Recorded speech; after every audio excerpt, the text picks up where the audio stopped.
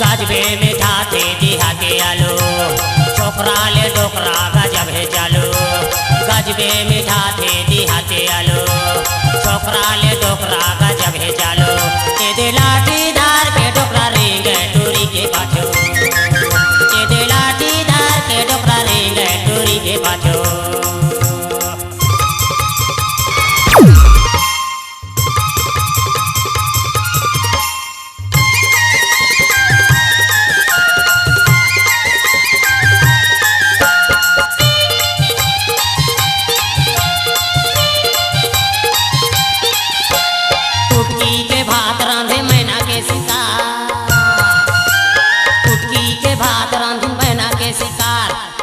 डोकरा खाए ले बैठिन मोर चूहेलार गजब चालू।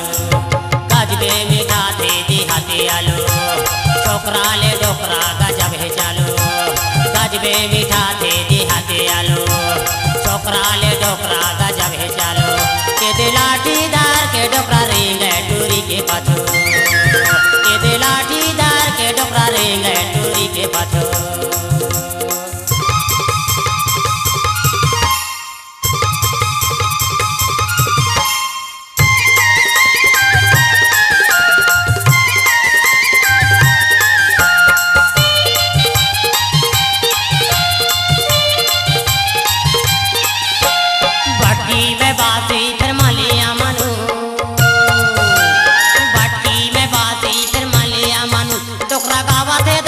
टोकरी काले दे के सोन गजब चालू। गजबे मीठा थे दिहा के आलू छोकरा ले डोकरा गजब है चालू। गजबे मीठा थे दिहा के आलू छोकरा ले डोकरा गजब है चालू। के दे लाठी दार के डोकरा रेंगे टूरी के पाछो। के दे लाठी दार के डोकरा रेंगे टूरी के पाछो।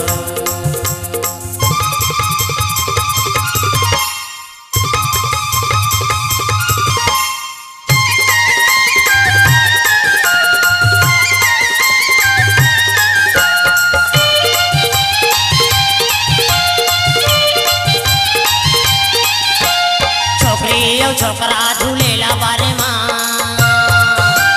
छोकरी यो छोकरा झूलेला बारे माँ। टोकरी बोले लाई गौकी डोकरा के डेरे माँ गजब चालू। गजबे मीठा थे दिहा के आलू छोकरा ले डोकरा गजब है चालू। गजबे मीठा थे दिहा के आलू छोकरा ले डोकरा